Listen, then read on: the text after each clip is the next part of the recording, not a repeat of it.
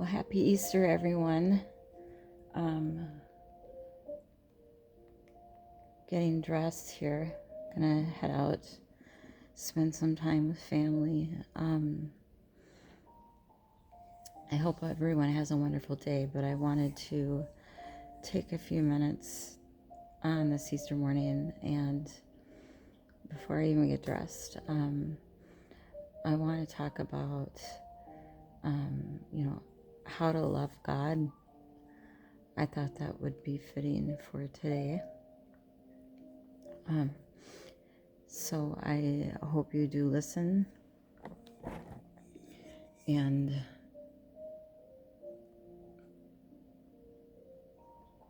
so, how to understand God is love. You talk about God as the ultimate judge, and focus on accountability, living as if God exists. But how to love God? Is it a feeling like loving a person? Can love of balance out the crushing responsibility? This is a hard question. I'm going to take it apart in a couple different ways. My understanding is how to understand God as love, because I can't answer, but I can provide some information on how I might understand what that means. And I've taken some notes here. So, the first thing is that I think that you have to make a decision in your life.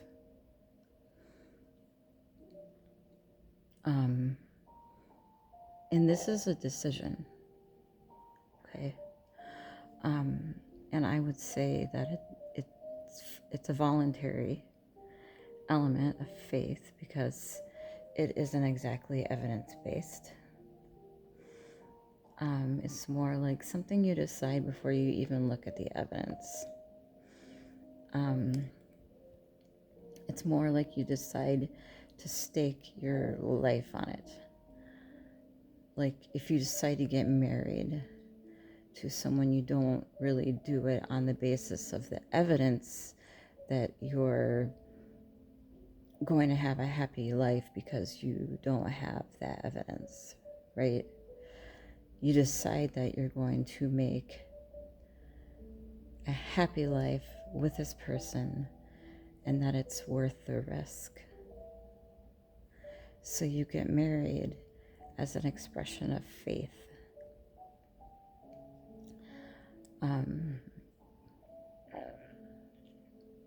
So faith doesn't mean believing things that no one with any sense would believe.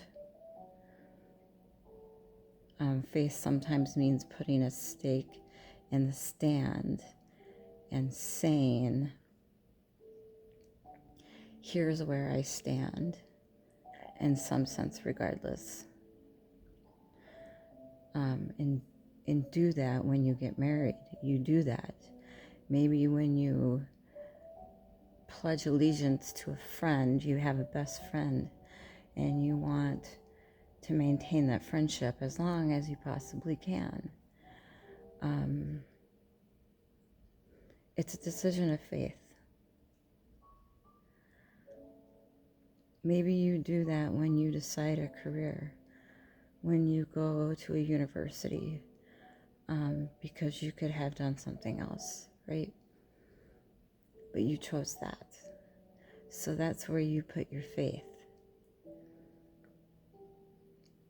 And like I said, that doesn't mean believing what no reasonable person would believe. Okay, so it's back to God is love. I'm going to talk about being first instead of God. And being is the totality of experience. We're going to define it that way for the purpose of this discussion. Being is what there is instead of nothing. And you experience that as a conscious creature. Being is what you experience, as a conscious creature. It includes all of your emotions, all your devotions, all your subject experiences, as well as everything that's objective. Okay, so it seems to be that all things considered, it's useful. It's useful.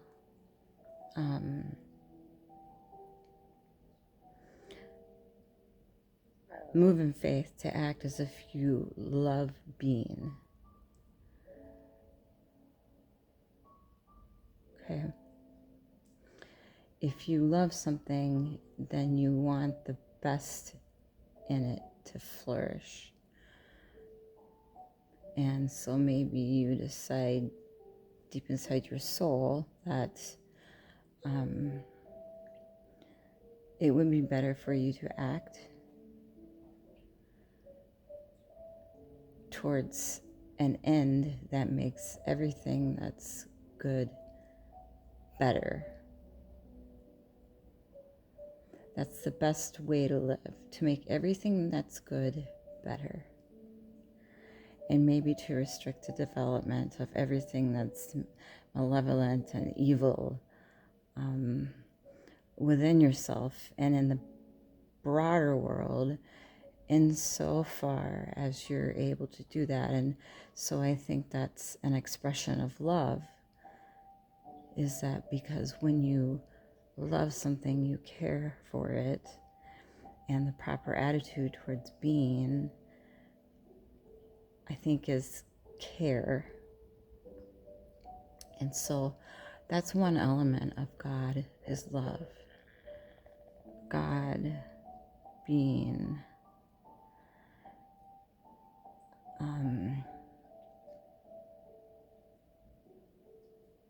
analog in some way to being.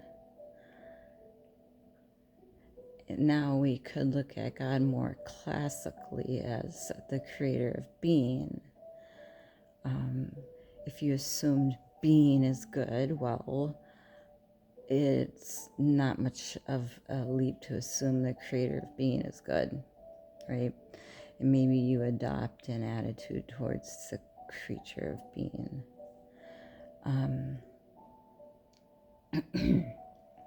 And that's also love. And you open your heart to exist. You open your heart to existence. And maybe that the most effective means of having existence open its heart to you.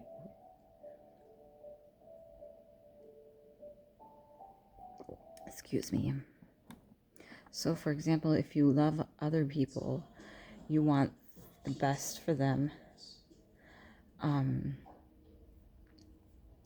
You want the best in you to serve the best in them if you love them and you trust them courageously, so you open yourself up to them. Okay, I don't think it's unreasonable to assume that that's how you elicit the best from them, the best that can be elicited. You're going to get hurt sometimes and betrayed, but that's going to happen no matter what approach you take. I think that's the most effective approach, and that's perhaps the most effective approach to existence per se, to approach it with love and courage. And so that's how that looks to me.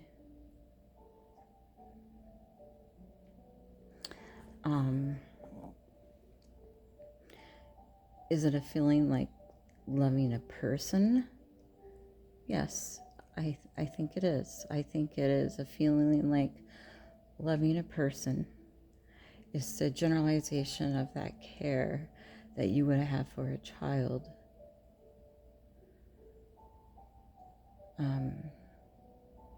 Your child, your brother, your sister, family member.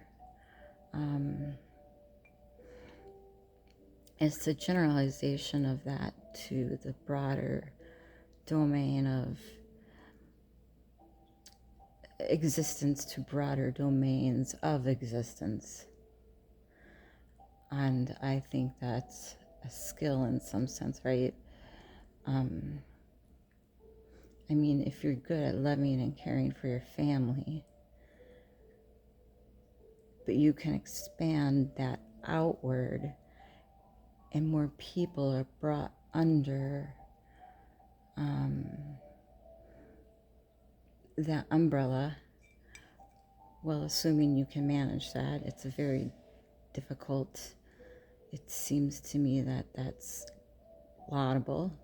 It seems to me that we are spontaneously admire and would like to imitate people who are capable of that.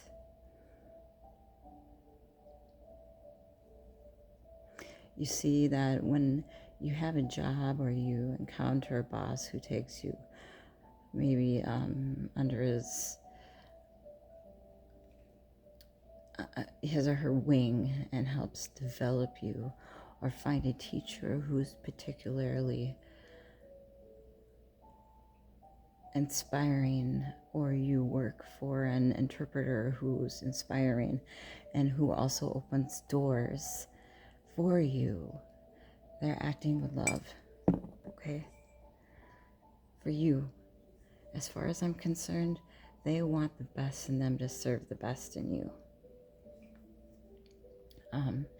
And that's very motivating for everyone.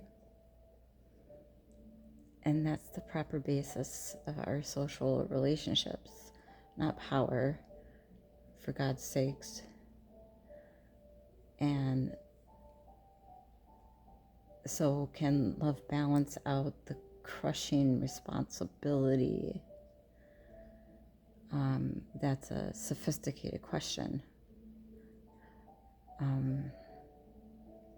I don't know the answer to that.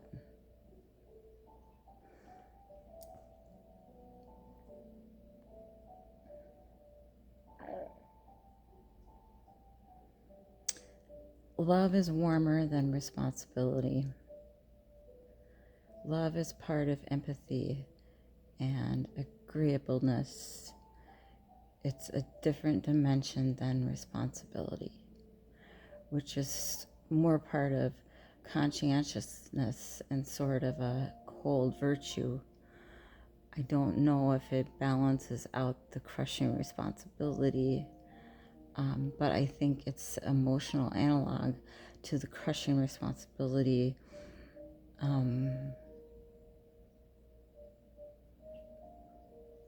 So maybe there's love and duty, and they run parallel, okay? If you're an ethical person, that's not all there to ethics, but love and duty, they're important. And maybe they're better together than they would be as independent entities, per se. And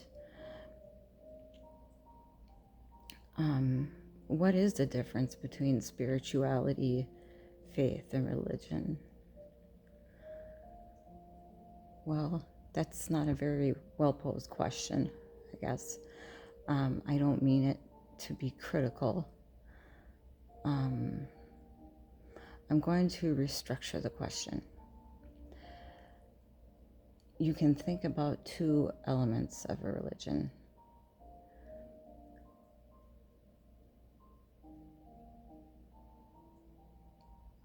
Phenomena that are associated with the religious world.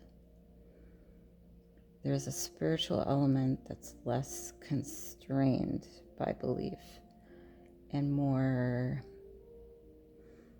a consequence of, say, emotion and motivation and aesthetic experience, and all of that unbounded in some way by explicit dogma.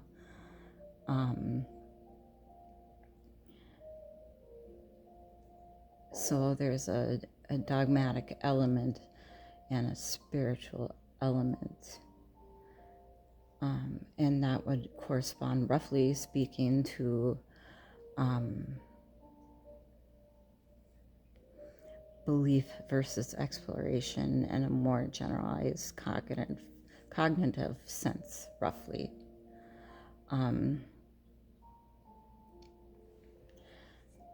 But both are necessary, right? Because for all its flaws, collective adherence to dogma, there's no distinction between that and peace, because peace reigns when people act unquestionably a sufficient number of presuppositions to guarantee cooperation. So you don't get away with dogma, right? You might say you're anti-dogmatic. It's like, yeah, in some ways, possibly now and then, and some people more than others. But most of the time when you ask a cardinal a question, you hold 1,000 things constant and allow one thing to vary. Okay, so the consistency is the dogma and the variation is the questioning.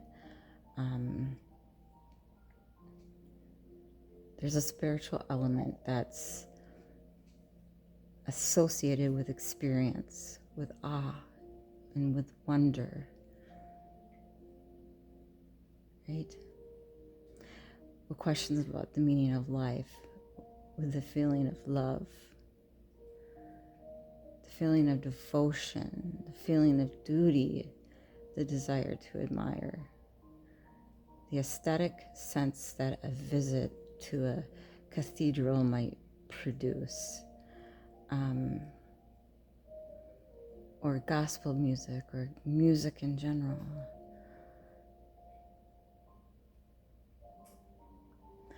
For that matter, which has a pronounced religious element, spiritual element, and lots of people describe themselves as spiritual but not religious, which means that while they haven't been able to apply systematic philosophical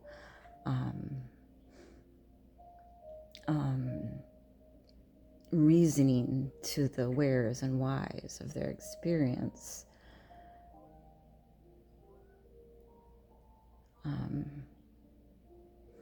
now if a belief system becomes entirely dogmatic, it tends to rigidify and ossify, so that's not good.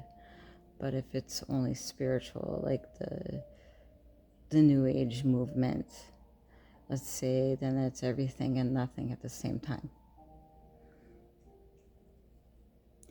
Everything goes, everything is permitted, all is equal. Everything falls under the same umbrella. It's so inconclusive and so non-structured that it really degenerates into nothing at all. So there always has to be a balance between structure and openness to change, and structure is dogma, and openness to change is exploration, and both of them have a religious element.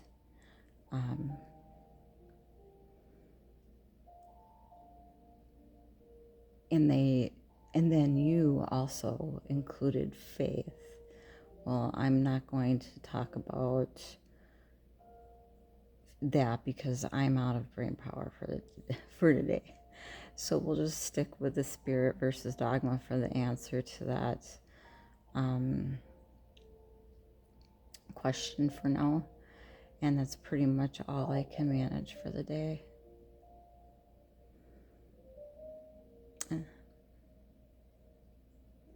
Happy Easter, everyone. I hope you understand how to love God. I love each and every one of you.